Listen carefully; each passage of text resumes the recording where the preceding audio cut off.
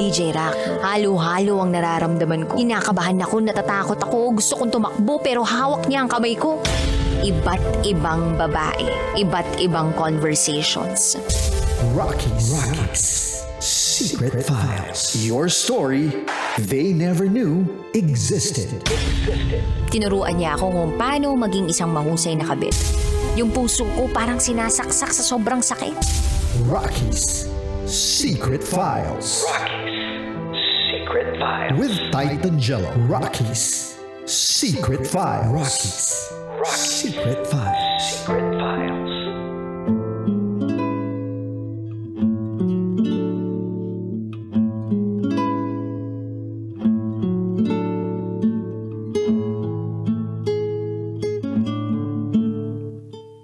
And we're back again mga kabisyo. Kasama niyo pa rin po ang titindig sa mga pinaglalaban ninyo. DJ Titan Jello. Kayo po ay nakatutok sa 90.7 Love Radio sa oras natin ngayon na 10:24 PM. Kabisyo, napakinggan nga po natin ang storyang ibinahagi sa atin ni Jay. Isang storya na talaga namang kumurot sa ating puso. Si Jan na nagmamahal ng totoo at handang isakripisyo ang lahat ng kanyang emosyon na nararamdaman para lang sa taong minamahal niya. Kabisyo, basahin na muna po natin ang mga komento, violent reaction ng mga kabisyo natin na nagbahagi ng kanilang saloobin.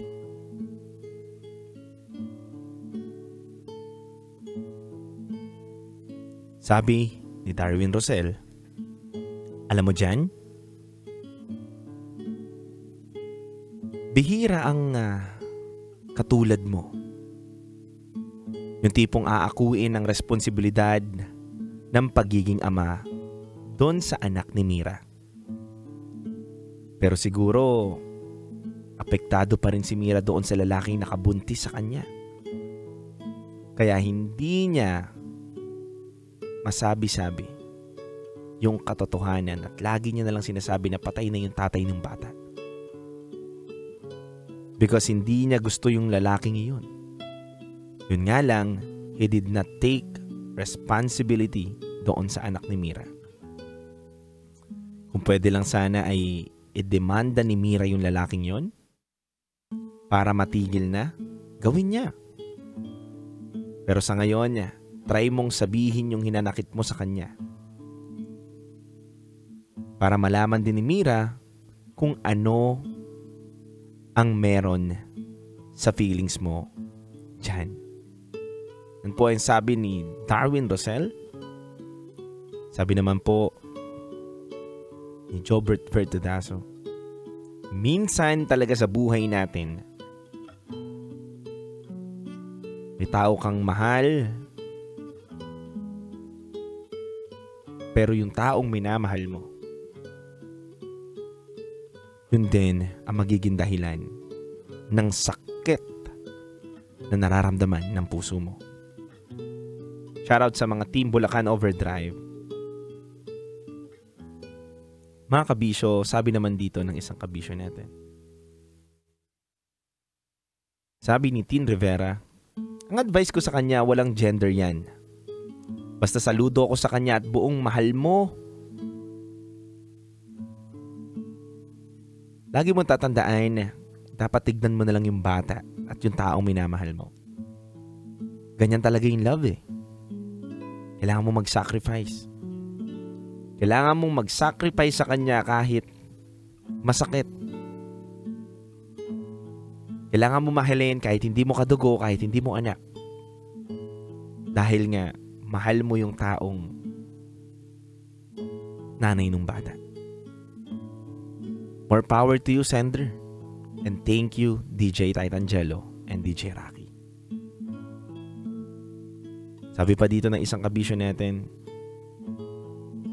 DJ Titangelo at DJ Rocky, nakaka-relate po ko sa kwentong napakinggan ko po sa inyo ngayong gabi na to.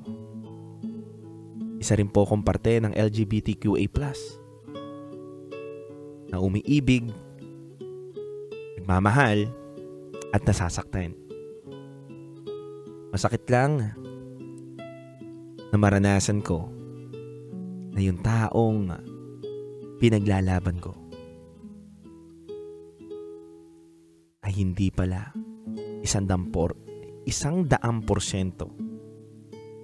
ang pagkagusto sa tulad ko. Hati pa rin po pala DJ Titangelo at DJ Rocky dahil mahal niya pa rin po yung ama ng batang dinadala niya. Yun lamang po. Maraming salamat.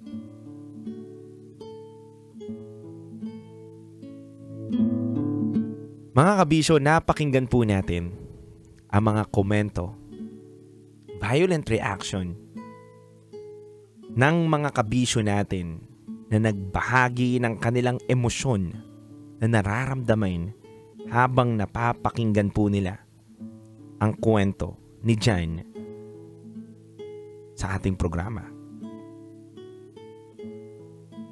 Minsan, kabisyo, napapatanong tayo sa sarili natin na bakit sa kabila ng lahat na ating pagsasakripisyo, pagmamahal, at pag-unawa sa lahat na nangyayari sa inyong relasyon, ay may isang taong hindi kayang suklian ang pagmamahal mo. Natanong mo na ba sa sarili mo na ano ba talaga kayo? Na bakit yung taong gusto mo ay hindi naman sigurado para sa'yo?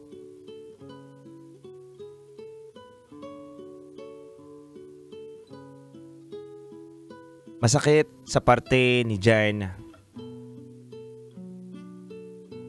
yung ganong senaryo sa kanyang relasyon. Pero tama ang mga kabisyo natin. Saludo sa'yo dyan. Dahil kahit hindi ka lalaki, kahit parte ka ng LGBTQA+, ay pilit mong gustong magpakaama. Dahil hindi lang yung bata yung mahal mo. Dahil mahal mo yung nanay nung bata. Handa ka magsakripisyo ng emosyon. Handa mong isakripisyo yung sarili mo. Oras, money, at lahat-lahat sa ngalan ng pag-ibig. Diyan, gusto ko lang sabihin sa'yo na ang taong tunay na nagmamahal kailanman ay hindi nagiging talo. Oo, nasasaktan tayo. Oo, nasasabi natin na nagpakatanga kasi ako eh. Oo, sinagad mo yung pagmamahal mo. Pero at least, wala kang regret. Wala kang regret sa sarili mo na bakit hindi ko binigay ng 100% na pagmamahal doon sa tao na yun. Diyan, hayaan mo na ang panahon ang maghilom sa mga sugat mo. Diyan, kung ano man ang nararamdaman mo ngayon at mahal mo yung nanay na bata na yun, huwag mo pa rin tanggalin yung salitang communication. Hayaan mong sabihin mo yung mga nararamdaman mo doon sa taong minamahal mo.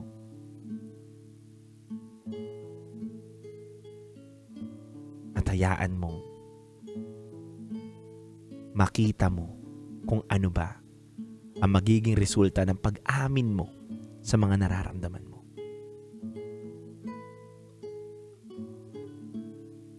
Kabisyo, uulitin ko lang.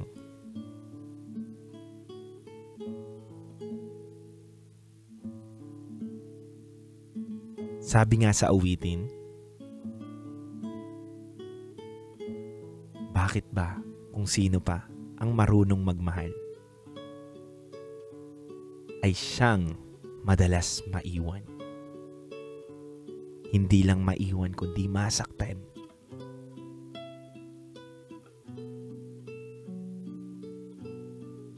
Pero ang gusto ko lang sabihin ngayon sa mga taong nagmamahal ngunit nasasaktan, sa mga sakit, kirot, at bigating nararamdaman nyo ngayon, may aral tayong matututunan na magpapatibay sa atin. Hindi ka nag-iisa kabisyo ngayon na nasasaktan. May kasama ka na handang makinig sa'yo. Hanapin mo lang yung mga tamang tao sa buhay mo. Kaya mga kabisyo, huwag niyo pong kakalimutan na takbuhan ang programa na to. Maaari ka mag-share ng iyong mga sikreto gamit ang liham na ginawa mo. Maaari ka magpadala kay rakitera@gmail.com o kaya tumawag sa aming Viber line na 0916-529-5595. Dahil susunod na po kabisyo ang ating programang Top Secrets. Mga kabisyo, muli ikay nakatutok sa 90.7 Love Radio. Sama niyo po ang titindig sa mga pinaglalaban ninyo, DJ Titangelo. Handog kong awitin sa inyo by DJ Monterde. Hanggang dito na lang.